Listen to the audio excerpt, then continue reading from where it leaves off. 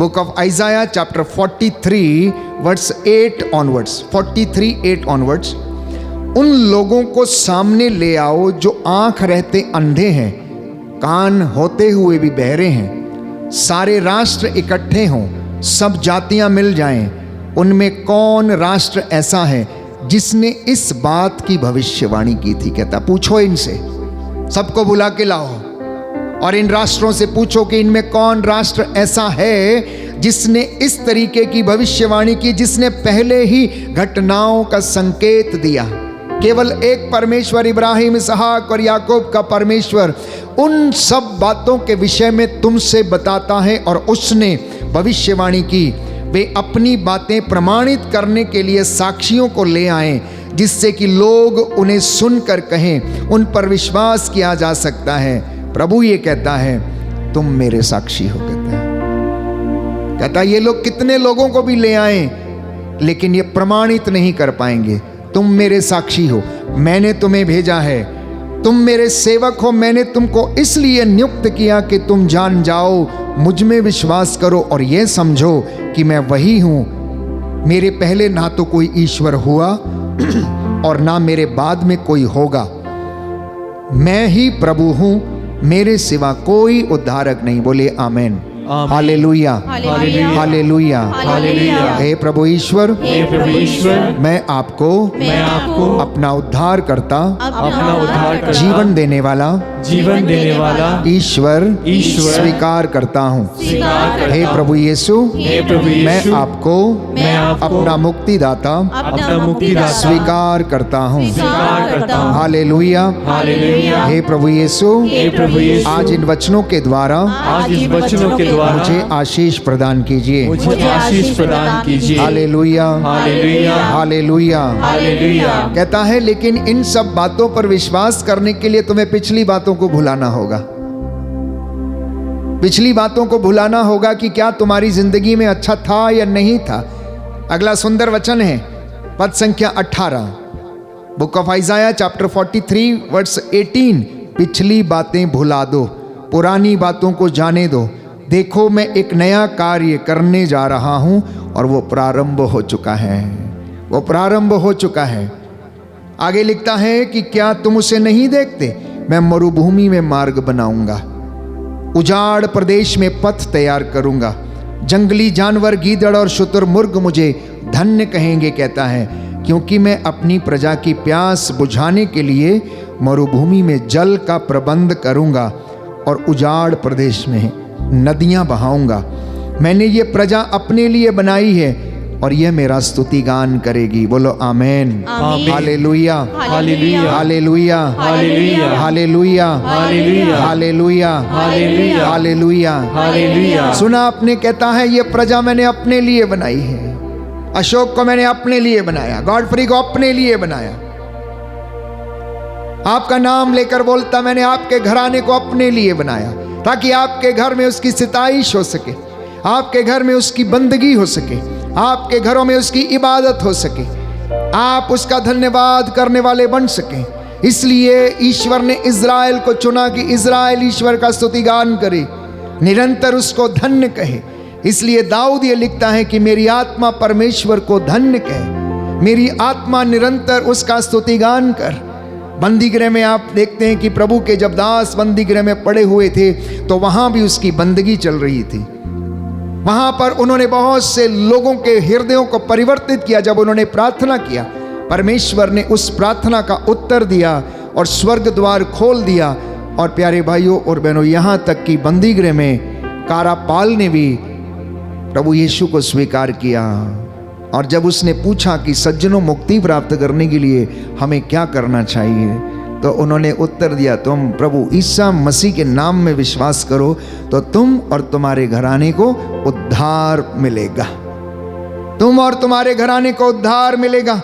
तो आज परमेश्वर आदि अनंत काल तक एक रूप बना रहने वाला अल्फा ओमेगा आपको और मुझे ढारस बंधा रहा है, हिम्मत बंधा रहा है। आप में से कितने लोग हैं जिनके फ़ोन कॉल्स आते हैं, मैसेजेस आते हैं। हर एक व्यक्ति प्यारे भाइयों और बहनों आंसुओं में रहकर प्रार्थना करता है। किसी का पति खो जाता है तो दूर चला जाता है, किसी की नौकरी छिन जाती हैं, कोई अपने दफ्तर में परेशान है, कोई लालच में पड़ जाता है, कोई धोखे में पड़ जाता है। तमाम जिंदगी की समस्याएं हैं प्यारे भाइयों और बहनों, तमाम समस्याएं हैं, और इंसान उसमें मकड़ी के जाले के जैसे बुनता चला जाता है और एक दिन उसमें फंस जाता है। यीशु कहता है, मैं इसलिए आया हूं, मानव पुत्र इसलिए प्रकट हुआ ताकि वो शैतान के कामों का क्या करे, सर्वनाश करे। बोलो आमीन, हालेलुया। हे प्रभु यीशु, मैं इस वचन को स्वीकार करता हूँ। Hallelujah, hallelujah. तो यशायाह नबी के द्वारा परमेश्वर भविष्यवाणियां करता है और उन्हें पूरी भी करता है, ढारस देता है लोगों को। कहता, निराश और टूटे हुए हृदयों को ढारस बंधाओ। Give them the courage. Tell them the Lord is going to do marvelous things in your life. आने वाले दिनों में परमेश्वर आपके फाइनेंस को ब्लेस करने जा रहा है। Tell them. Let them be prepared. बोलता है, इन्हें तैयार हो जाने दो, इनका समय आ गया है। मैं इनके कल्याण के विषय में सोच रहा हूं, इनके आंसुओं को पोंछने की मैं सोच रहा हूं। मैं आऊंगा और इनके आंसुओं को पोंछ डालूंगा और इनसे कहो कि ये ऐसा करें, पश्चाताप करें। इनसे कहो मेरे पास लौट कर चले आए। पश्चाताप का अवसर नहीं देखने पर नगर अपने को नष्ट करेगा। यीशु ने कहा, जो व्यक्ति मेरे पास लौट कर नहीं आता वो नष्ट करेगा अपने आप को। उड़ाऊ पुत्र यदि उठकर पिता के पास नहीं आता तो उधर ही पिगरी में मर जाता। प्यारे भाई और बहनों, वो खाना खा के उधर ही ढेर हो जाता। लेकिन उसने निर्णय लिया वापस चलने का। चलो अपने पिता के पास जाएंगे, क्योंकि सैकड़ों नौकर चाकर वहां पर भरपेट भोजन करते हैं। मैं यहाँ मर रहा हूँ। मैं तो एक ऐसे बाप का बेटा हूँ जो दयालु है। मैं एक ऐसे बाप का बेटा हूँ जो कभी पूछता नहीं है। मैं एक ऐसे बाप का बेटा हूँ जो प्रतिदिन दया के काम, धार्मिकता के काम करता, और मैं उसको छोड़कर यहाँ पर पड़ा हुआ हूँ। नहीं, ये जगह मेरे लिए नहीं। मैं उठूंगा, मैं जाऊंगा। बोलता है, मैं पिता से कहूंगा, मैंने तेरे विरुद्ध पाप किया है, मैं तेरा बेटा कहलाने के योग्य नहीं हूं। मैंने स्वर्ग के विरुद्ध पाप किया है, इब्राहिम, इसहाक और याकूब के परमेश्वर के विरुद्ध पाप किया है, जो शेरों के मुंह बंद करने वाला परमेश्वर, जो चट्टान में से मरुभूमि में पानी निकालने वाला परमेश्वर है, जो लाल समुद्र में रास्ता बनाने वाला परमेश्वर, मैंने उसके विरुद्ध पाप किया। ऐशो आराम की जिंदगी मैंने जी, अब मैं तेरा बेटा कहलाने के योग्य नहीं हूं, इसलिए मैं क्षमा चाहता हूं। वो सोच ही रहा था, ऐसा करके बोल के जा रहा था। उसका पिता उसको देखकर प्यारे भाइयों और बहनों उसको गले लगाने के लिए तैयार रहता है। जल्दी से इसके पैरों में जूते पहनाओ, चप्पल पहनाओ, कुर्ता पहनाओ, बड़े भोज का प्रबंध करो। मेरा बेटा जो मर गया था मिल गया, जो खो गया था वो मिल गया है, इसलिए आनंद मनाना हमारे लिए उचित है। ये ऐसी बातें परमेश्वर सोचता है। इसलिए अपने आप को प्यारे भाइयों और बहनों कभी भी अपराध बोध में घुसने मत दीजिएगा। अपने आप को कभी भी ऐसे बातों में मत घुसने दीजिए कि प्रभु आपसे प्यार नहीं करता है। वो आपको प्यार करता, क्षमा करने वाला परमेश्वर है। यदि आपके मन में अपराध बोध आ जाता है, शैतान को ये सबसे अच्छी युक्ति लगती है जिसके द्वारा वो आपको नष्ट करने का प्लान बना लेता है। अपराध बोध के कारण हम अच्छे नहीं हैं, हम बुरे हैं, हम इस लायक नहीं हैं, हम वचन नहीं बोल सकते, हमसे प्रार्थना नहीं होगी, हम वचन नहीं पढ़ पाएंगे, हम तो पापी मनुष्य हैं। प्यारे भाइयों और बहनों, बाइबल कहती है परमेश्वर हृदय देखता है, बाहरी रूप नहीं देखता है। वो शरीर नहीं देखता, वो मन के विचारों को देखता है। आपके विचार कैसे, उत्साह कैसा है, वो उसको देखता है। आप कितने उसके लिए भावुक, कितने उसके लिए आगे बढ़ने के लिए तैयार रहते हैं, वो आपको देखता है। लेकिन शैतान हमारी कमजोरियों का फायदा उठाकर हमको नष्ट करने का सपना देखता रहता है। इसलिए सावधान रहना, सावधान रहना प्यारे भाइयों और बहनों, सावधान रहना। आप जानते हैं उसने यूदस की जिंदगी में क्या खेल खेला,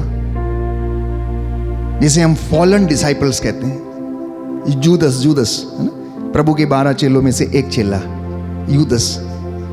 Why did Judas fall? Judas क्यों गिर गया? यूदस क्यों गिर गया?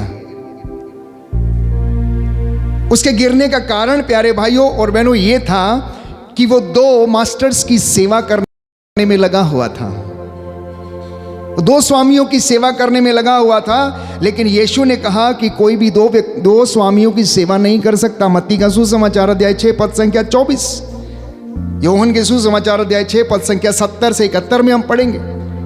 फिर से अगले वचन में अध्याय 12 पद संख्या 4 से 6 में ये वचन है प्यारे भाइयों और बहनों, जहां पर प्रभु यीशु कहता है कि कोई भी व्यक्ति दो स्वामियों की सेवा नहीं कर सकता। या तो वो एक से बैर करेगा, दूसरे का प्रेम करेगा दूसरे से, या एक से प्रेम करेगा दूसरे से बैर करेगा। इतना ही नहीं, यूदस के गिरने का एक दूसरा कारण यह था कि वो अपने समुदाय के लोगों से, अपनी कम्युनिटी से बाहर रहता था, भाइयों से अलग था। He was away from his group, so called the disciples. इसलिए वो अकेला पड़ गया। जब वो अकेला हो जाता है प्यारे भाइयों और बहनों, तो बाइबल हमें बताती है कि अकेले व्यक्ति पर जल्दी क्या करता है, शेर घात लगाता है, उसको भीड़ से पहले अलग करता है। शेर को शिकार करते हुए देखा आपने? सबसे पहले उसकी जो तकनीक है, उसकी जो तरकीब है, वो उसको ढूंढता है जो भीड़ में से अकेला हो, जो कमज़ोर हो, जिसकी कोई कमज़ोर नस उसके पकड़ में आ जाए, वो उसके ऊपर अटैक करता, फिर उसको भगाता है, भगाता है, भगाता है। तो यूदस के गिरने का दूसरा कारण जो था वो ये था प्यारे भाइयों और बहनों कि वो अपने भाइयों से दूर चला गया। और बाइबल कहती है, भजन संहिता में हम पढ़ते हैं, कितना ही अच्छा है भाइयों का एक साथ रहना, कितना अच्छा है भाइयों का एक साथ रहना। जो भाई एक साथ नहीं है वो बिखर चुके हैं, जो मित्र एक साथ नहीं है, धोखा दिया है, वो आज बर्बाद हो चुके हैं। तो हमारे लिए ये एक सबक है कि हम यूदस की जिंदगी से कुछ सीखें। यूदस ने अपने ऊपर ज्यादा भरोसा किया, ईश्वर की इच्छा पर भरोसा नहीं किया। उसने अपनी बातों को पूरा करने की कोशिश की, ईश्वर को उसकी जिंदगी में काम नहीं करने दिया। उसने अपनी लॉयल्टी, अपनी ईमानदारी दूसरों को दिखाई। किसको दिखाई? शास्त्रियों और फरीसियों को। जब उसने कहा मैं 30 सिक्कों में उसे आपके हवाले कर दूंगा, he became more loyal to them than to Jesus. वो उससे बेवफाई करके शास्त्रियों और फरीसियों के साथ वफाई करने के लिए चला गया, उनको ईमानदारी दिखाने के लिए गया कि अगर मैं उसे पकड़वाऊं तो तुम मुझे क्या दोगे। उन्होंने बोला ठीक है, 30 सिक्के देंगे, चांदी के 30 सिक्के मूल्य उसने अपने गुरु के लिए निर्धारित किया। चांदी के 30 सिक्के क्या हैं? आपके पास इससे ज्यादा होंगे, हो सकता है सोने के भी होंगे, हो सकता है सोने के बिस्किट भी होंगे आपके पास, हो सकता है एक आधा तोला, 2 किलो, 3 किलो आपके लॉकर में पड़ा हो। तो चांदी के 30 सिक्के उसके सामने क्या है? कुछ भी नहीं है प्यारे भाई और बहनों। इसलिए बाइबल कहती अपने हृदय की रक्षा किया करो। बुरा और अच्छा विचार यहां से उमड़ता है, बुरा और अच्छा विचार यहां से निकलता है प्यारे भाइयों और बहनों। उसी के बाद जैसे ही शैतान उसके अंदर घुस गया, उसने प्रभु से बेवफाई की, उसके साथ उसने धोखा किया, शैतान उसके अंदर घुस गया और वो उसको पकड़वाने के लिए चला गया। यूदस से हमें सीखना है कि जिसको हम विश्वास करते हैं, जिसके नक्शे कदम पे हम चलते हैं, जो हमारा मुक्तिदाता है, हम उसके प्रति फेथफुल रहें, ईमानदार रहें। इसलिए बाइबल ये कहती है वफादारी और ईमानदारी का पट्टा आप अपने गले में पहन लीजिए, ये अंत में तुम्हारी रक्षा करेगा।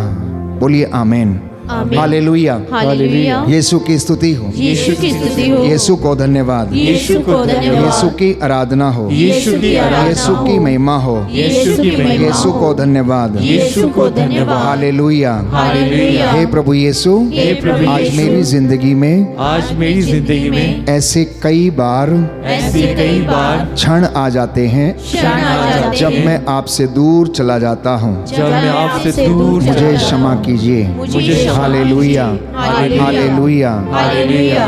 तो मैं आपसे बात कर रहा था कि भक्ति का जीवन जब हम जीते हैं या शिष्य बन के हम जीवन जीते हैं, कई मर्तबा मैंने आपको समझाने का प्रयास किया।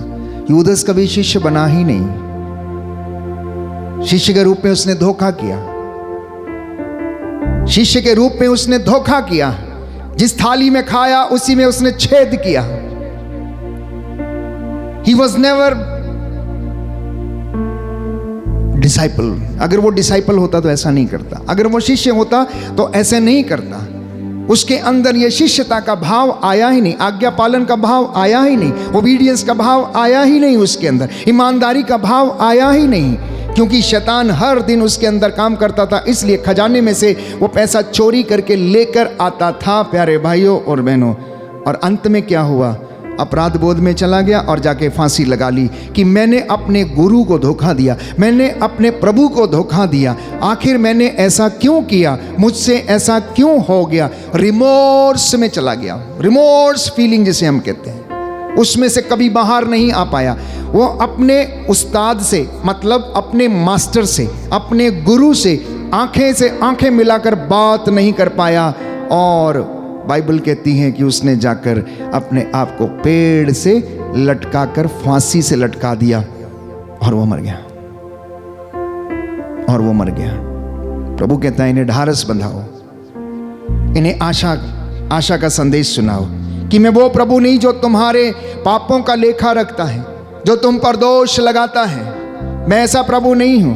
मैं तो तुम्हें अनंत काल से प्रेम करता आया हूं। मैंने ही तो तुम्हारी आत्माओं को बनाया है। मैंने ही तो तुम्हें बताया, how can I hate you, मैं तुमसे कैसे नफरत कर सकता हूं। प्यारे भाइयों और बहनों, इसलिए यीशु ने कहा, जब गेतसेमनी बाग में प्रार्थना कर रहे थे, चेले बाहर बैठे थे, शिमोन शिमोन सावधान हो जाओ, शैतान को तुम्हें गेहूं की तरह फटकने का अधिकार मिला है। शैतान को तुम्हें गेहूं की तरह फटकने का अधिकार मिला है, परंतु मैंने तुम्हारे लिए प्रार्थना किया। कहता है मैंने तुम्हारे लिए प्रार्थना किया। हर एक को, शैतान को अधिकार है गेहूं की तरह फटकने का। आप अपने घर में चावल फटकते हैं, गेहूं फटकते हैं, अनेक चीज़ों को साफ करते हैं, सूप में डालकर ना उसमें साफ करते हैं। वैसे ही शैतान जब आपकी ज़िंदगी से खिलवाड़ करता, ऐसे ही आपको फटकता है। इसलिए प्रभु कहता है सावधान हो जाओ, शिमोन शिमोन सावधान, शैतान को तुम्हें गेहूं की तरफ फटकने का अधिकार मिला, लेकिन मैंने तुम्हारे लिए प्रार्थना की है। मैंने तुम्हारे लिए प्रार्थना की है। प्रभु हर दिन हमारे लिए प्रार्थना करता है जब भी हम उसकी हजूरी में आते हैं। इसलिए निरंतर प्रार्थना करते रहना प्यारे भाइयों और बहनों, निरंतर प्रार्थना करते रहना। धन्यवाद की प्रार्थनाएं, prayers of supplication and thanksgiving should be offered every day to the Lord. It is a duty of the church, it is a duty of the priest, it is a duty of everyone who is following the Christ. हर व्यक्ति की, हर मसीही व्यक्ति की जिम्मेदारी है कि वो घर में जब लौट कर आता है, चाहे वो कितना भी बड़ा व्यक्ति क्यों ना हो, कितना भी बड़ा बिजनेसमैन क्यों ना हो, वो लौट कर आए और परमेश्वर का धन्यवाद करे। क्योंकि बाइबल हमें यही सिखाती है, बाइबल हमें यही सिखाती है। बहुत तरीके की प्रार्थनाएं हैं, बहुत तरीके की प्रार्थनाएं बाइबल हमें विभिन्न प्रकार की प्रार्थनाओं के विषय में बताती है। धन्यवाद की प्रार्थना जिसे हम भजन संहिता में पढ़ते हैं, धन्यवाद के बहुत अच्छे भजन हैं। साम नंबर 150, साम नंबर 34, साम number 95, psalm number 100, they are the prayers of thanksgiving. Psalm number 65, they are the psalms of thanksgiving. आखिर आपके पास क्या नहीं है जो आपको नहीं दिया गया है? सांसें भी आपको दी गई हैं, ये आपकी अपनी नहीं है। अपनी होती तो शायद आज आप खुदा बन के घूमते हैं यहाँ पर इस दुनिया में। शुक्र है कि ये भी हमें उधार में दी गई हैं। अगर कोई क्लेम करने लगे कि मेरी अपनी है तो उसका अहंकार बढ़ जाता है प्यारे भाई और बहनों। इसलिए परमेश्वर वो सब देखता है, वो सब देखता है। उसकी आंखें कहती सब कुछ देखती हैं। इसलिए धन्यवाद के निवेदन जब मैं और आप उसको समर्पित करते हैं तो हम उसके सामने प्यारे भाइयों और बहनों अपने आप को नतमस्तक करते हैं, अपने परिवार को, अपनी ज़िंदगी को, अपने जीवन को, अपनी बुलाहट को, अपने विश्वास को हम सरेंडर करते हैं। धन्यवाद। Every day you must thank him, every day. आप सो के उठते हैं, इतना पर्याप्त है। कितने हैं जो सो के उठते ही नहीं हैं, सो के उठते ही नहीं हैं। कितने हैं जो रोज़ दुर्घटना में मारे जाते हैं। कितने ऐसे लोग हैं प्यारे भाई और बहनों जो पागल हो जाते हैं, जिनको पता ही नहीं लगता करना क्या है, और फिर भी इंसान उसी चीज के पीछे दौड़ता रहता है, जिंदगी ऐसे ही गुजार लेता है। 80 साल के जीवन के अंतराल में आप 40 साल सोते हैं और लगभग 40 साल आप जागते हैं। 80 साल का अगर जीवन आप देखें तो 12 hours of darkness, 12 hours of light, तो आपके पास 40 साल ही हैं जो आप दिन में गुजारते हैं, बाकी के 40 साल आप रात में गुजरते हैं। इस तरीके के आप अपनी लाइफ को आप कंपेयर कीजिए। बच्चा छोटा है, बड़ा होता है, पढ़ता है, नौकरी ढूंढता है, 27 साल तक 28-30 साल तक सेटल होने की कोशिश करता है, उसके बाद शादी करता है, 1-2 बच्चे हो जाते हैं, उसके बाद उनको सेटल करने में उनकी लाइफ गुजर जाती है। आपने क्या खोया है, आपने क्या पाया? What have you gained? पैसा जो आपका अपना नहीं है, लॉकर में जो आपने जमा करके रखा जो आपका अपना नहीं है, प्रॉपर्टी जो आपने खरीद के रखी, मेरे आने वाले वंश अच्छे से खाएंगे पिएंगे, वो भी आपकी अपनी नहीं है। किसके लिए? For what? कहता है तूने वो इकट्ठा किया जो तेरे साथ नहीं जाएगा, जो तेरे साथ जाने वाला था वो तूने कभी इकट्ठा ही नहीं किया, कहता है। हम वो जोड़ते हैं जिसे हम साथ में लेकर नहीं जाएंगे, हम वो खो देते हैं जिसे हमें साथ में लेकर जाना है। प्रार्थना एक ऐसा माध्यम है प्यारे भाइयों और बहनों जो परमेश्वर के राज्य के दरवाजों को खोलता है। मैं जानता हूं आप प्रार्थना करते हैं, मैं ये नहीं कह रहा कि आप प्रार्थना नहीं करते हैं, पर क्या आप उससे कनेक्ट हो पाते हैं? क्या आप उसके तार उससे जुड़ते हैं या नहीं जुड़ते हैं? कभी अपना वाईफाई कनेक्ट करना ऊपर से करना, बाजू वाले से नहीं करना। वाईफाई ऊपर के साथ कनेक्ट करना प्यारे भाई और बहन, तब हमें समझ में आएगा कि वो हमसे क्या बातें करना चाहता है, क्या ट्रांसफर करना चाहता है, क्या हमारी जिंदगी में देना चाहता है। एक दिन अपने जीवन की किताब को प्यारे भाइयों और बहनों प्रभु यीशु के साथ या स्वर्ग में उसके साथ अपनी स्क्रीन को कनेक्ट कर दीजिए and tell him to delete and correct. जैसे आप स्क्रीन शेयरिंग करते हैं लोगों के साथ, अपने मित्रों के साथ, अपनी जिंदगी की स्क्रीन को शेयर करना किसी दिन बैठ के, ये मामूली बातें नहीं हैं, ये बहुत गहराई की बातें, गंभीरता की बातें हैं। आप कनेक्ट होके देखिए, आपको परमेश्वर आपसे बातें करेगा और बताएगा। इसलिए मैंने कहा कि प्रार्थना करना कभी मत छोड़िए, क्योंकि प्रार्थना जीवन में हमारे लिए स्वर्ग के द्वार को खोल देती है, स्वर्ग के द्वार को खोल देती है। बड़े बड़े महान कलाकार, महान खिलाड़ी जब वो जीते या जब वो जंग लड़ने के लिए गए, सैनिक लोग, तो उन्होंने अपने खुदा को याद किया, प्रभु को याद किया उन्होंने। यहाँ तक कि नबियों में से प्यारे भाइयों और बहनों राजा दाऊद, वो भी एक छोटी उम्र में गोलियत को बोलता है कि देख तू अपने सामर्थ्य के साथ लड़ने के लिए मेरे साथ आया है, लेकिन मैं तो परमेश्वर के सामर्थ्य से तेरे साथ लड़ने के लिए आया हूँ, और मैं इन 5 चिकने पत्थर जो मेरे पास है और गोफन है, देख मैं इसी से तुझे मार डालूंगा और तेरी ही तलवार से कहता मैं तेरा सिर धड़ से अलग कर दूंगा। एक 12-14 साल के बच्चे में इतना उत्साह। बाइबल कहती है दाऊद के साथ ईश्वर का आत्मा रहता था, दाऊद के साथ ईश्वर का आत्मा रहता था और उसने उसे ब्लेस किया था। दाऊद अपने सारे भाइयों में से चुना गया था। परमेश्वर ने उसके अन्य भाइयों को जो बड़े हट्टे कट्टे तगड़े सुंदर सुडौल थे नहीं चुना, उसने दाऊद को चुना। यहां तक कि राजा साउल भी प्यारे भाइयों और बहनों उससे नफरत करने लगा जब लोगों ने इस तरीके से नारे लगाए कि राजा साउल ने सहर्षों को मारा लेकिन दाऊद ने लाखों को मारा, तो राजा साउल उससे नफरत करने लगा। राजा साउल एक दिन उसको मारना चाहता था। अपने सेनापति के साथ उसने जाकर दाऊद का पीछा किया और वो जब उसको नहीं ढूंढ पाए तो जाकर गुफा में सो गया। राजा दाऊद अभिषेक के साथ वहां पर घूम रहा था, उसको पता लग गया कि राजा साउल दाऊद को मारने के लिए आया है। तो दाऊद ने कहा कि देखो मैं उससे मिलने के लिए जा रहा हूं, तुम में से कौन मेरे साथ आएगा? अभिषेक कहने लगा कि मैं चलूंगा तुम्हारे साथ। वो लोग गए देखने के लिए, वो सो रहे थे। राजा साउल ने अपना भाला जो था अपने सिराने पर गाड़ा हुआ था और सुराही पानी की वहां पर रखी हुई थी। रात को जब वो जाते हैं तो अभिषेक कहता है आप चाहे तो मैं अभी इसको क्या कर सकता हूं, मार सकता हूं, आप मुझे आज्ञा दें, आप मुझे आज्ञा दें। उसने बोला नहीं नहीं नहीं नहीं नहीं, ये गलत काम हम नहीं करेंगे, ये गलत काम हम नहीं करेंगे। कौन परमेश्वर के अभिषिक्त को मार कर ईश्वर के दंड से बच सकता है, इसलिए हम ये काम नहीं करेंगे। इसका भाला और इसकी सुराई उठाकर हम लेकर चले जाएंगे। और वो लेके चले गए और बाहर दूसरी पहाड़ी के ऊपर इंतजार करने लगे। जैसे ही वो बाहर निकले दाऊद ने वहां से आवाज दी, वहां से आवाज दी। साउल के सेनापति अबनेर ने उसको सुना। जब अबनेर ने उसको सुना तो कौनता है, वो बोलता है किसमें इतना साहस हो गया जो राजा को ललकार सके।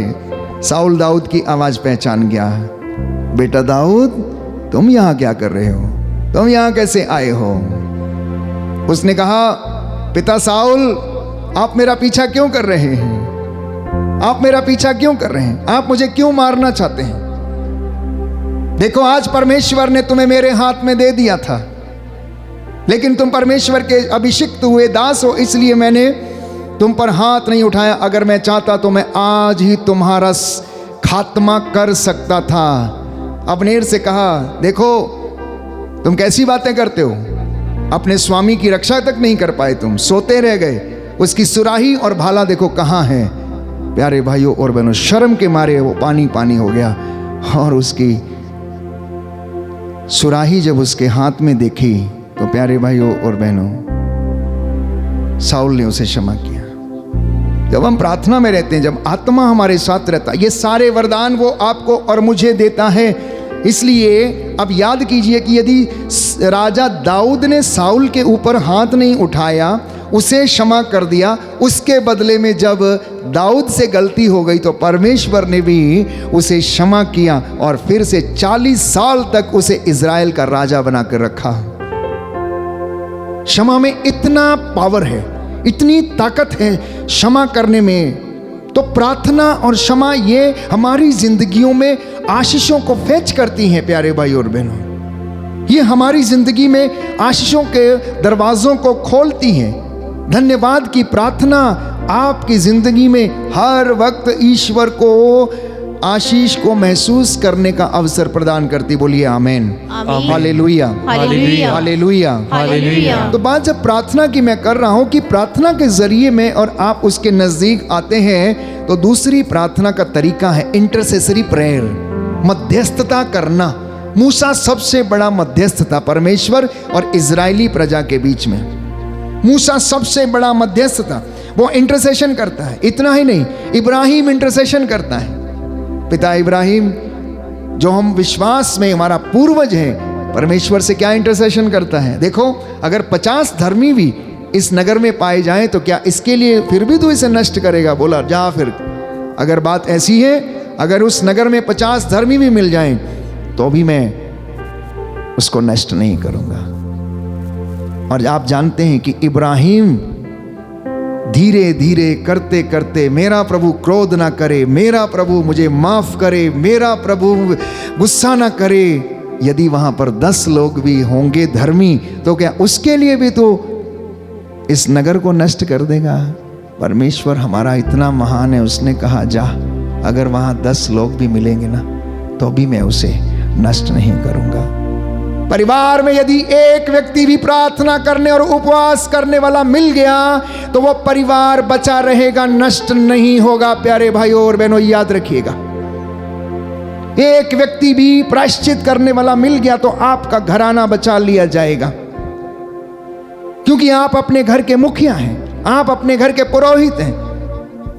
परमेश्वर आपके द्वारा उस घर में काम करता है। एक याजक के, एक पुरोहित के द्वारा उसकी कलीसिया में वो काम करता है। एक प्रॉफिट के द्वारा वो अपनी प्रजा की जिंदगी में काम करता। अकेला मूसा इतने लोगों के लिए मध्यस्थता करता था। जरा सी समस्या होती थी दौड़ कर जाता था, जरा सी समस्या होती थी दौड़ कर जाता था।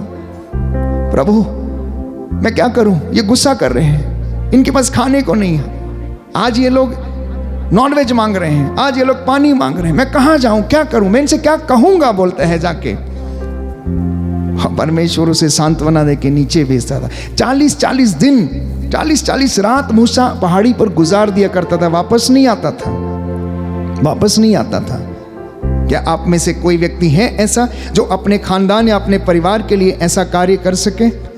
जिस दिन मूसा के जैसे लोग खड़े हो जाएंगे, जिस दिन मूसा के जैसे याजक और पुरोहित निकल आएंगे मध्यस्थता करने वाले, जिस दिन प्रचारक मूसा के जैसे खड़े हो जाएंगे, उस दिन उनकी कलीसिया का उद्धार हो जाएगा प्यारे भाइयों और बहनों। क्योंकि बाइबल हमें बताती है, परमेश्वर ने कहा याजकों वेदी के सामने घुटना टेको, हाथों को उठाओ, आंसुओं को बहाओ, चिल्लाओ और मेरी प्रजा के पापों के लिए तुम प्रायश्चित करो। कहता है मेरी प्रजा के पापों के लिए तुम प्रायश्चित करो। ये भटकी हुई भेड़ों के समान है, बिना चरवाहे की भेड़ों के समान है। और इतना ही नहीं, इजराइलियों को तो ये भी उसने कह डाला कि देखो, जब तुम्हें अच्छी अच्छी चीजें मिलती थी तो तुम बड़े खुश रहते थे, लेकिन जरा सा तुमने दुख क्या देख लिया। हे इफ्राइम, जरा सा तेरी जिंदगी में दुख क्या आ गया कि तू दूर चला गया, सुख में दुख में तेरे पापों की गठरी तेरे सिर पर बंधी रही है। कहता है तेरे पापों की गठरी तेरे सिर पर बंधी हुई है, और कहता है कि मैं उसका हिसाब करूंगा, इसलिए मैं तुझे थोड़ी देर के लिए छोड़ दूंगा, आंखों से ओझल कर दूंगा मैं तुझे थोड़ी देर के लिए। परमेश्वर नाराज होता है प्यारे भाई और बहनों, नाराज होता है। जब एक माता पिता से उसके बच्चे दूर जाते हैं तो माता पिता नाराज होते हैं। थोड़ी सी समस्या होती है, थोड़ी नहीं बहुत ज़्यादा समस्या होती है। जिनको वो प्यार करते हैं उनसे अगर दूर चले जाते हैं तो वो बहुत ज़्यादा उन्हें दुख होता है। परमेश्वर को भी अपने चुने हुए लोगों पर प्यारे भाइयों और बहनों तरस भी आता है, दुख भी होता है कि किस तरह एक जैसे एक मुर्गी अपने चूज़ों को एकत्र करने की कोशिश करती है, परमेश्वर ही अपने लोगों को इकट्ठा करने की कोशिश करता है। Hallelujah, hallelujah, hallelujah, hallelujah. Yeshu की स्तुति हो, यीशु की स्तुति हो, यीशु को धन्यवाद, यीशु को धन्यवाद, यीशु की आराधना हो, यीशु की आराधना, यीशु की महिमा हो, यीशु की महिमा, यीशु को धन्यवाद, यीशु को धन्यवाद। Hallelujah, hallelujah, hallelujah, hallelujah. हे प्रभु यीशु, हे प्रभु यीशु, मेरे जीवन में, मेरे जीवन में, मेरे परिवार में, मेरे परिवार में शांति आ जाए, शांति आ चंगाई जाए, आ जाए, चंगाई आ मुझे जाए, आशीष दीजिए, मुझे आशीष दीजिए। Hallelujah, hallelujah, hallelujah, hallelujah, hallelujah. Hallelujah. इसलिए आगे के वचन जब हम पढ़ते हैं यशायाह नबी का ग्रंथ अध्याय 44 पद संख्या 21 से मैं आपके लिए पढ़ूंगा। कहता है, याकूब इस बात पर विचार करो, इज़राइल तुम मेरे सेवक हो, इस बात पर विचार करो कि मैंने तुमको गढ़ा और अपना सेवक बनाया। इज़राइल तुम मेरे साथ विश्वासघात नहीं करोगे, तुम मेरे साथ विश्वासघात नहीं करोगे। मैंने बादल की तरह तुम्हारे अपराध, कोहरे की तरह तुम्हारे पाप मिटा दिए हैं। मेरे पास लौटो क्योंकि मैं तुम्हारा उद्धारक ईश्वर हूं। मेरे पास लौटो क्योंकि मैं तुम्हारा उद्धारक ईश्वर हूं। आगे कहता है, मैं तुम्हारे आगे आगे चलूंगा, ऊबड़ खाबड़ स्थानों को समतल बनाऊंगा, कांसे के फाटक को टुकड़े टुकड़े करूंगा, लोहे की अर्गलाएं तोड़ डालूंगा।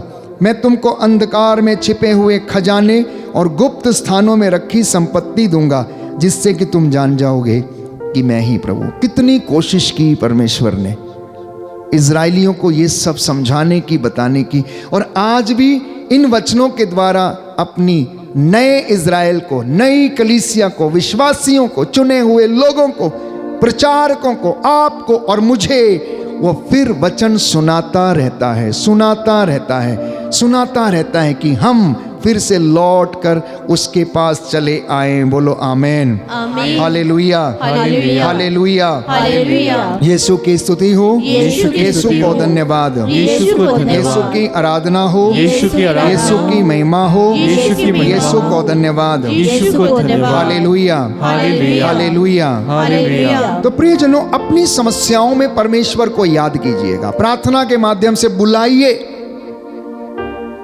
Call God in your trials and tribulations. अपनी समस्याओं में उन्हें आमंत्रित कीजिए और कहिए कि प्रभु हमारे घर में आकर रुक जाइए, हमारी नाव में आकर बैठ जाइए, आज हमारे यहां ठहर जाइए प्रभु। इतना जल्दी क्या है आगे जाने की?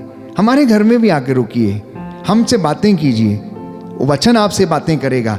जब आप रोज पढ़ते हैं, मैं समझता हूं कि आपके सबके घर में बाइबल पढ़ी जाती है। पढ़ते तो हैं, स्वीकार कितने लोग करते हैं? स्वीकार कितने लोग करते हैं? नजरअंदाज कर देते हैं। उसमें से जो अच्छा है अपने लिए, मेरा फाइनेंस ब्लेस हो जाए, मेरी गाय ब्लेस हो जाए, मेरी बकरी ब्लेस हो जाए, मेरी गाड़ी ब्लेस हो जाए, मेरा लोन का फाइल पास हो जाए, मेरा नौकरी मिल जाए, आज मेरा ऐसा हो जाए, आज मेरा वैसा हो जाए, यही सुनना पसंद है। यह सुनना पसंद नहीं कि मेरी आंखों के सामने अपना अधर्म दूर करो। यह सुनना पसंद नहीं कि तुम्हारी उंगलियां रक्त से रंगी हुई हैं। यह सुनना पसंद नहीं तुम्हारी आंखें किंतु देखती नहीं है। यह सुनना पसंद नहीं तुम्हारा कान है कि फिर भी सुनता नहीं।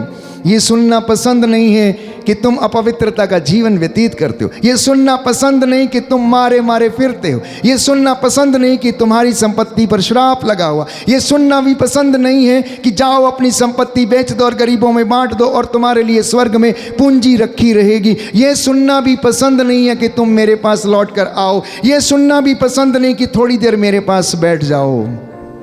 क्या सुनना है? इंग्लैंड में नौकरी, अमेरिका में नौकरी, कनाडा में नौकरी, अच्छी लड़की, अच्छा लड़का, ये सुनना है। मेरा घर बन जाए, मेरा बिजनेस अच्छा हो जाए, ये सुनना है। प्यारे भाइयों और बहनों, वो सब चीजें जरूरी हैं, लेकिन प्रायोरिटी क्या है? प्रायोरिटी क्या है? वो कहता है जो मुझे सबसे पहले सम्मान देता है, जो मेरा आदर करता है, मैं उसका आदर करता हूं, और जो मुझे तुच्छ जानता है मैं उन्हें तुच्छ जानता हूं। ये मेरे वचन नहीं, ये बाइबल के वचन है। और परमेश्वर आपसे आज इन वचनों के माध्यम से बातें कर रहा है। इसलिए याद करिए, दाऊद क्या कहता? मैंने संकट के दिन में उसको पुकारा। भजन संहिता 118 पद संख्या 5 और 6, साम number 118 words 5 to 6। I called out to him in my trials। जब मैं संकट में था तब मैंने उसको पुकारा, उसने मेरी सुनी और मेरा उद्धार किया। बाइबल कहती है क्योंकि प्रभु मेरे साथ है, मुझे कोई भय नहीं, मनुष्य मेरा क्या कर सकता है। साम नंबर 23 जो एक सुंदर भजन है, उसमें वो कहता चाहे अंधेरी घाटी होकर जाना क्यों ना पड़े, मुझे किसी अनिष्ट की शंका नहीं, क्योंकि तू मेरे साथ रहता, तेरी लाठी और तेरे सोटे पर मुझे भरोसा है। कितने लोग ये सब कह सकते हैं? अपने आप से पूछना। इसलिए मैंने कहा अपनी जिंदगी की जो किताब है उसकी स्क्रीन को आज प्रभु के साथ शेयर करना ना, शेयरिंग द स्क्रीन, और अपना वाईफाई उधर कनेक्ट करना। थोड़ा समझ में आएगा, जरूर आएगा। परमेश्वर अपने दास के माध्यम से आपसे बातें कर रहा है। कहता है यदि तुम मुझे पुकारोगे मैं तुम्हारी प्रार्थना सुनूंगा। Book of Isaiah chapter 58। यीशु ने योहन के सुसमाचार में क्या कहा? तुम्हारे पास कुछ नहीं है क्योंकि तुम प्रार्थना नहीं करते हो। तुम्हारे पास कुछ नहीं है क्योंकि तुम प्रार्थना नहीं करते। यदि करते हो तो अपने स्वार्थ के लिए करते हो। जैसा मैंने आपसे कहा, तुम्हारी प्रार्थनाएं स्वार्थ की प्रार्थनाएं हैं। गाड़ी, मोटर, बंगला, लोन, ये वो दुनिया भर की बातें। कहता इसलिए तुम्हारे पास कुछ नहीं है। क्या फायदा सारी संपत्ति, सारा धन इकट्ठा कर लो और अपनी आत्मा को गंवा दो, तो इससे लाभ क्या है? बोलता है इससे लाभ क्या है? क्या लीजेंड हम क्या पीछे छोड़ कर जा रहे हैं?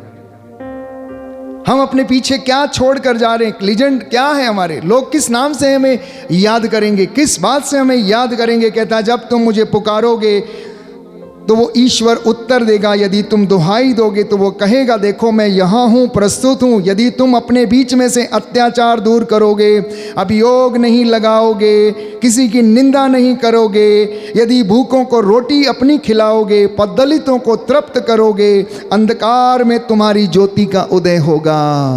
लेकिन ये सब काम तुम करना नहीं चाहते हो। ये सब काम तुम करना नहीं चाहते हो, इसलिए तुम्हारे घर में ज्योति का उदय नहीं होता है। तो जीवित प्रभु की उपस्थिति में प्यारे भाइयों और बहनों, मैं आपसे उसके दास के रूप में यहाँ से बातें कर रहा हूँ। मैं विश्वास करता हूँ कि उसकी जीवन तो उपस्थिति हमारे बीच में है। आप में से बहुतों को वो स्पर्श कर रहा है, आप में से बहुतों को वो छू रहा है, आप में से बहुतों को वो बुला रहा है। इतना ही नहीं, उसके वादे ऐसे ऐसे आपकी ज़िंदगी में पूरे होते हैं। आप जरा विश्वास की आंखें खोल कर देखना कि वो किस तरह से अपने वादों का सच्चा है और अपने वादों को पूरा करता है। तो प्रार्थना में पीछे ना हटिए, प्रार्थना में पीछे ना हटिए। प्रियजनों, प्रार्थना यदि हम नहीं करते हैं तो हमारी ज़िंदगी में परमेश्वर हमसे नाराज़ होता है। एक याजक को, एक पुरोहित को अपनी कलीसिया के लिए प्रार्थना करना अनिवार्य है। घर के मुखिया को अपने परिवार को बचाने के लिए प्रार्थना करना अनिवार्य है। घर की मुखियाइन को, मतलब मम्मी को, अपने घर के लिए प्रार्थना करना, बच्चों के लिए प्रार्थना करना ज़रूरी है।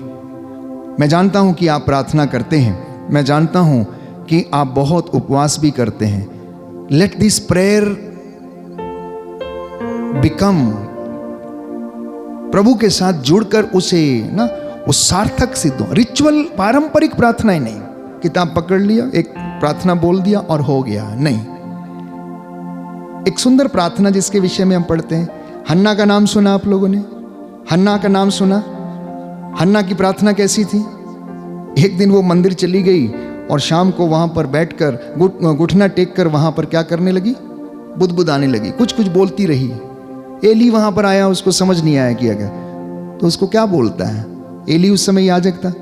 अरे तुम कब तक नशे में रहकर बोलता है ऐसे करोगी? अच्छा, नशे में? कह रही मैं नशे में नहीं हूं, मैं तो अपने प्रभु के सामने दिल खोल रही हूं। एली ने सोचा नशे में है करके, बड़बड़ाए जा रही है, कुछ भी बोले जा रही है, बोले जा रही है। और जब बाइबल कहती है उसने अपना हृदय प्यारे भाइयों और बहनों ये परमेश्वर के सामने खोला। सामुएल का पहला ग्रंथ अध्याय 1 पद संख्या 10 से 17 तक हम पढ़ते हैं कि हन्ना जिसके पास संतान नहीं थी, परमेश्वर ने उसे संतान दे दी। उस बुढ़ापे में भी उसे संतान दे दी। जब उसने अपने दिल को खोला, आंसू जब बहाए, अपनी उस जगह को उसने आंसुओं से भिगो दिया। तो ये प्रार्थना हमें आशीषें, ना केवल आशीषें दिलाती, लेकिन परमेश्वर की विशेष आशीष, अनॉइंटिंग जो हमें वो देना चाहता है, वो हमें उसके द्वारा मिल जाती है। बोलिए amen, hallelujah, hallelujah, hallelujah, hallelujah, hallelujah. Hallelujah. आप में से बहुत से लोग अनेक तरीके से प्रार्थना करते हो। कुछ लोग अभी YouTube पे बैठे हैं, मुझे सुन रहे हैं, प्रार्थना कर रहे हैं, तो वो सोचते हैं उन्होंने प्रार्थना कर लिया। कुछ लोग मेडिटेशन में हैं, तो कुछ लोग सामूहिक प्रार्थना में, कुछ गा के प्रार्थना कर रहे हैं, कुछ मौन होके प्रार्थना कर रहे हैं, कुछ स्तुति कर रहे हैं, आराधना कर रहे हैं, वर्शिप कर रहे हैं। प्यारे भाइयों और बहनों, धन्यवादी होकर प्रार्थना करिएगा। वचन को पढ़ के प्रार्थना करिएगा, वचन को क्लेम करके प्रार्थना करिएगा, वचन के द्वारा अधिकार लेकर प्रार्थना करिएगा। यीशु आपने कहा है कि मैंने शैतान को आसमान से बिजली की तरह गिरते हुए देखा, मैंने तुम्हें सांपों और बिच्छुओं पर अधिकार दिया है, मैंने तुम्हें बैरी की ताकत को कुचलने का सामर्थ्य दिया, कुछ भी तुम्हें हानि नहीं पहुंचा सकता है। मैं इस वचन के द्वारा अधिकार लेता हूं, ये आपका वचन है, आपने कहा है। मैं आज पूरे सामर्थ्य के साथ इस वचन के द्वारा अधिकार लेता हूं और इस गंदी बदरू को आदेश देते हैं तेरे नाम से यहां से निकले और जाए। मार्कुस का सुसमाचार अध्याय 16 पद संख्या 17 में कहता, अगर कोई मुझ में विश्वास करेगा और क्लेम करेगा, मुझसे भी बड़े और महान काम करेगा, मुझसे भी बड़े और महान काम करेगा। तो अपने आप को और अपनी गलतियों को स्वीकार करके नाकेदार के जैसे छाती पीट पीट कर आना और कहना। आपको मालूम है नाकेदार भी प्रार्थना करने आया, एक फरीजी भी आया, फरीजी आया, मैंने ये किया, मैंने वो किया, मैंने ऐसा किया, मैंने वैसा। क्या नाकेदार जिसके पास इतना पैसा था, क्या उसने ये सब नहीं किया था? मैं समझता हूँ फरीसी से ज़्यादा दान नाकेदार ने दिया होगा। हालांकि बाइबल इसके विषय में मेंशन नहीं करती है कि उसने दान दिया या नहीं दिया, उसने सिर्फ इतना कहा, मुझ पापी पर दया कर। उसे मालूम था कि वो कौन है। He knew what he is। वो अपने आप को मालूम था कि वो अपने आप में क्या व्यक्ति है, क्या काम करता है, लेकिन उसने अपने आप को परमेश्वर के सामने छोटा बनाया और उसने कहा, मुझ पापी पर दया कर। और यीशु वहाँ पर बैठकर देख रहे थे, चेलों के साथ वो देख रहे थे। चेलों को बोला, जानते हो किसके पाप क्षमा हुए? ये फरीसी के नहीं, ये नाकेदार के, जो छाती पीट पीट कर ये कह रहा है कि मुझ पापी पर दया कर। इसलिए प्यारे भाई और बहनों, आज आप प्रार्थना में जो मांग रहे हैं, विश्वास करना बाइबल कहती कि आपको वो दिया जाएगा। मार्कुस का सुसमाचार अध्याय 11 पद संख्या 24, मत्ती का सुसमाचार अध्याय 21 पद संख्या 22। और जो कुछ तुम प्रार्थना में मांगते हो, विश्वास के साथ मांगते हो, वह तुम्हें मिल जाएगा। बोलो आमीन, हालेलुया, हालेलुया, हालेलुया। हालेलुया। हे प्रभु यीशु, हे प्रभु यीशु, आज मुझे प्रार्थना करना सिखाइए, प्रार्थना विश्वास करना सिखाइए। विश्वास करना हालेलुया, हालेलुया। हे प्रभु यीशु, हे प्रभु यीशु, जैसे आप मूसा के साथ थे, जैसे आप मूसा के साथ जैसे आपने मूसा को प्रार्थना करना सिखाया, जैसे आपने मूसा को प्रार्थना मध्यस्थता करना सिखाया, मध्यस्थता मुझे भी सिखाइए। मुझे भी hallelujah, hallelujah, hallelujah, hallelujah, hallelujah, hallelujah, hallelujah, hallelujah, hallelujah, hallelujah, hallelujah. Hallelujah. प्रार्थना के जो चमत्कार हैं, बाइबल हमें तमाम चमत्कारों के विषय में बताती है। मैं कुछ साझा करता हूं आपके साथ, फिर एक गीत गाकर प्रभु की स्तुति करेंगे। Acts of the Apostles chapter 9 verse 40, प्रेरितों का कार्यकलाप अध्याय 9 पद संख्या 40। पेतरुस ने, बाइबल कहती है, सबों को बाहर निकाल दिया और घुटने टेक कर प्रार्थना किया।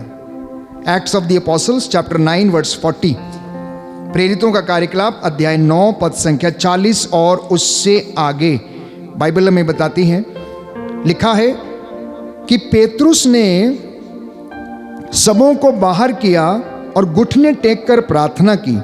इसके बाद वह शव की ओर मुड़कर बोला, तबिथा उठो। उसने आंखें खोल दी और पेतरुस को देखकर वह उठ बैठी। पेतरुस ने हाथ बढ़ाकर उसे उठाया और विश्वासियों तथा विधवाओं को बुलाकर उसे जीता जागता उनके सामने उपस्थित कर दिया। यह बात पूरे योप्पे में फैल गई और बहुत से लोगों ने प्रभु में विश्वास किया। प्रभु में विश्वास किया। प्रभु के चेले पेतरुस ने मुर्दे को जिंदा किया। बताइए, प्रार्थना का चमत्कार। घुटने टेका पहले, उसके बाद प्रार्थना किया, उसके बाद अधिकार लेकर वचन के द्वारा बोला, तबिथा उठो, और वो उठ बैठती है। प्रार्थना का दूसरा चमत्कार मैंने आपको बताया कि परमेश्वर ने हन्ना की प्रार्थना को सुना और उसे एक सुंदर सामुएल नामक व्यक्ति उसे प्रदान किया। Acts of the Apostles chapter 12 verse 5, बंदी गृह में जब पौलुस और सिलास बंदी गृह में बंधक थे तो कलीसिया आग्रह के साथ प्रार्थना कर रही थी। नॉट सिंपली प्रेइंग, आग्रह के साथ, earnestly, the word used is earnestly praying. इतना ही नहीं, गेत्सेमनी बाग में योहन के सुसमाचार में हम पढ़ते कि जैसे जैसे यीशु मसीह का दुख भोग नजदीक आता जा रहा था, वो और भी ज्यादा एकाग्र होते जा रहे थे और उनका जो पसीना था वो खून के रूप में वहां पर बहा और उन्होंने ऐसा अपना पसीना बहाया। राजाओं का दूसरा ग्रंथ अध्याय 19 पद संख्या 19, राजा हिजकिय्याह ने यरूशलेम को बचाने के लिए प्रार्थना की। पद संख्या अध्याय 19 पद संख्या 35 में, उस रात ईश्वर के दूत ने असूर के राजा को शिविर में 1,85,000 लोगों को मौत के घाट उतारा। उस दिन प्रार्थना का चमत्कार। जब राजा हिजकिय्याह ने ईश्वर से प्रार्थना किया कि यरूशलेम को प्रभु बचा, तो उस दिन प्रभु का दूत उतर के आया, 1,85,000 लोगों को उसने मौत के घाट उतारा उस दिन रात को। जैरूस की बेटी मर गई थी, जानते हैं, मार्कुस का सुसमाचार अध्याय 5 पद संख्या 23। और उसने कहा मेरी बेटी आ गई। प्रभु ने कहा मैं आकर उसे चंगा कर दूंगा। वो गए, वहां पर जाते हैं, लोग विलाप कर रहे थे, रो रहे थे, वहां पर रो रहे थे। उसने कहा बेटी, लड़की मरी नहीं है तो सोई हुई है। लोग वहां पर उसका मजाक उड़ाने लगे। वहां पर जब उनका मजाक उड़ाने लगे, उन्होंने सबको घर से बाहर कर दिया और वो वहां पर गए। उन्होंने लड़की से कहा, ओ लड़की मैं तुमसे कहता उठो, तालिथा कुम्मी, अर्थात ओ लड़की मैं तुमसे कहता उठो। और वो उठ बैठी और उसने उसे अपने पेरेंट्स को दे दिया और उससे कहा इसे खाने पीने के लिए कुछ दे दो। प्रार्थना के चमत्कार। मूसा ने परमेश्वर से कहा कि मुझे अपनी महिमा दिखा, निवेदन किया। एक्सोडस चैप्टर 33 वर्स 18, परमेश्वर ने कहा, देख मेरी महिमा तू नहीं देख पाएगा, फिर भी मैं तेरे सामने से मैं होकर गुजरूंगा, तो मेरी पीठ का पिछला हिस्सा देख लेना। क्योंकि परमेश्वर तो जो प्यारे भाइयों और बहनों, उसका तेज इतना ज़्यादा, इतनी पवित्रता है कि उसको देखने के लिए हमें उस तरीके की पवित्रता की आवश्यकता है। उसने कहा कि अगर तू देख लेगा तो भस्म हो जाएगा, बोलता है। इसलिए जब मैं निकलूंगा तो मेरी पीठ का पिछला हिस्सा तू देख सकता है। कहता है, मूसा ने कहा, मुझे अपनी महिमा दिखाने की कृपा कर। तो उसने कहा, मैं अपनी संपूर्ण महिमा के साथ तुम्हारे सामने से निकल जाऊंगा और तुम पर मैं अपना नाम, प्रभु नाम कहता है, प्रकट करूंगा। वो नाम आपके ऊपर प्रकट किया है। वो नाम प्यारे भाइयों और बहनों, नामों में सर्वश्रेष्ठ नाम हमारे बीच में। आज जब मैं और आप मिलकर स्तुति गा रहे हैं, अनेक वचनों को हमने सुना है और परमेश्वर ने हमसे बातें की हैं, ये वचन आज हमें आशीष प्रदान करें। फिर से एक बार मैं रिकैप करना चाहता हूँ। परमेश्वर ने कहा, मेरी प्रजा को ढारस बंधाओ, मेरे बच्चों को हिम्मत दो, मेरे बच्चों को आशा का संदेश सुनाओ, ये निराश ना हो, इनका मन कच्चा ना हो, इनका दिल ना टूट जाए। मैं इनके साथ हूँ, दुख में, कष्ट में, हर परेशानी में। इनसे कहो पिछली बातें भुलाएं, मेरे पास लौट कर चले आएं। ये मेरे बच्चे हैं, ये मुझसे प्रार्थना करेंगे, मैं इन्हें प्रदान करूंगा, मैं इनका भाग्य पलट दूंगा, क्योंकि ये मेरी अपनी प्रजा, मैंने अपने लिए इन्हें चुना है।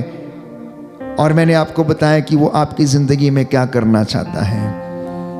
हो सकता है कि आपके घर में कोई ऐसी बातें नहीं है, कोई ऐसी चीज़ें नहीं हैं, बट आपका विश्वास मरा हुआ है। हो सकता है आपके विचार बूढ़े हो चुके हैं, हो सकता है आपके विचार मर चुके हैं, हो सकता है आपका इनर कॉन्शियस मर चुका है कि आप अपने भाई और अपनी बहन में प्यार देख पाने में असमर्थ हैं। हो सकता है कि आप सच्चा प्यार करने में असमर्थ हैं। आज अपने दिलों को जिंदा रखिएगा, अपने विचारों को परमेश्वर में, मसीह में जिंदा रखिएगा। वो ईसा नाज़री प्यारे भाइयों और बहनों आपके घर में इस वक्त मौजूद है। जितने लोगों ने एक साथ मिलकर उसे याद किया है, वो आप सबको चंगा करने और बंधन तोड़ने के लिए आया। आइए हम प्रार्थना करें कि प्रभु हमें आशीष प्रदान कर, तेरी रूह का ताज़ा मसा और अभिषेक हम पर उतरे और हमारी प्रार्थना का तो उत्तर दे। हमारे बड़े बूढ़ों बुजुर्गों को आशीष दे। आँखों को बंद करें, प्रार्थना करें। आपने वचन सुना, परमेश्वर ने इस वचन के द्वारा आपको एक रास्ता दिखाया है। प्यारे भाइयों और बहनों, अपने मार्ग बदल दीजिए, जीवन बदल जाएगा, आपका घराना, आपका परिवार बदल जाएगा। आप शुद्ध हो गए, आप नए हैं व्यक्ति है, आप नए इज़राइल हैं। यीशु मसीह आपसे प्यार करता है, उसने आपको सिखाया किस तरह प्यार करना है। आइए हम प्रार्थना करें कि प्रभु आप हमारी ज़िंदगी में आ जाइए, हमारे जीवन में तेरा आशीर्वाद ठहरे और तू हमारी ज़िंदगी में अपनी रूह का ताज़ा अभिषेक और मसा प्रदान कर। हम इस गीत को बयां करेंगे, जैसे मैं मूसा के साथ था, मैं तुम्हारे भी साथ हूँ। आप में से जो निराश है, जो आंसू बहा रहे थे, हिम्मत ना हारिए। जो कष्ट में है, लकवे से पीड़ित है, स्किन इन्फेक्शन के रोग से पीड़ित हैं, लाइलाज बीमारियों से पीड़ित हैं, थायराइड की समस्या से पीड़ित हैं, बदरूहों के लश्करों से जकड़े हुए हैं, एक के एक व्यक्ति यीशु के नाम से अभी और इसी वक्त चंगा हो जाए। Be healed and cleansed in the name of Jesus.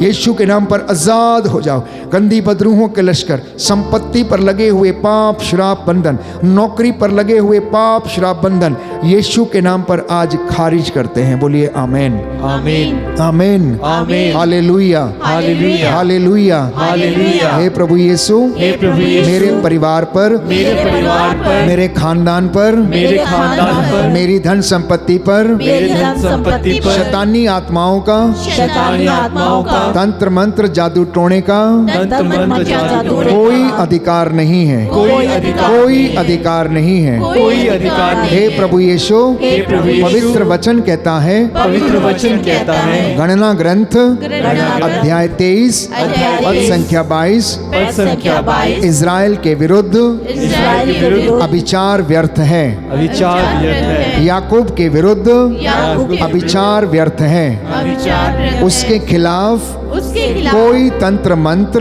कोई तंत्र मंत्र, जादू टोना जादू टोना नहीं चलता। नहीं चलता। Hallelujah, hallelujah hallelujah, hallelujah hallelujah. Hallelujah. हे पिता ईश्वर, हे पिता आज के ईश्वर, दिन के लिए, आज के दिन जीवन के के लिए, वरदान के लिए, जीवन के वरदान अच्छे के स्वास्थ्य के लिए अच्छे हम स्वास्थ्य आपको के लिए धन्यवाद देते हैं। आपको धन्यवाद। Hallelujah, hallelujah. हालेलुया। हालेलुया। प्रियजनों, मैं आपके लिए प्रार्थना कर रहा हूँ, आपके परिवारों के लिए, आपके परिवारों के लिए, निसंतान दंपतियों के लिए, जिनके संतान नहीं है, जिनके शरीर में कमी कमजोरी है, जो लकवे से पीड़ित हैं, आईसीयू में हैं, अस्पतालों में हैं, टखनों में दर्द है, जिनके सिजेरियन हुए हैं, ऑपरेशंस हुए हैं, जो अपने रोग शैया पर करार हैं, प्रभु यीशु आपको ब्लेस करे, चंगे हो जाओ। Be healed and cleansed in the name of Jesus. Yeshu के नाम पर आज़ाद हो जाओ। जो अनेक प्रकार के ऐसे बुरे दुष्ट आत्माओं से पीड़ित हैं, अहंकार, ईर्ष्या, द्वेष, घृणा, दलबंदी, मतवालापन, यीशु आपको आशीष दे, आज़ाद करे। बोलो आमीन, आमीन आमीन। आमीन। आइए हम अंगीकार करें, जैसे मूसा के साथ प्रभु आप थे, मेरे परिवार के साथ, मेरे साथ भी रहने की कृपा कीजिए।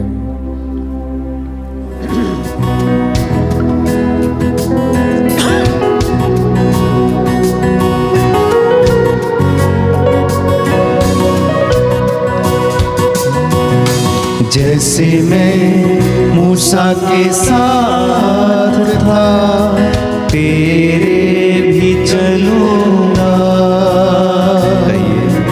जैसे मैं मूसा के साथ था, तेरे भी चलूंगा।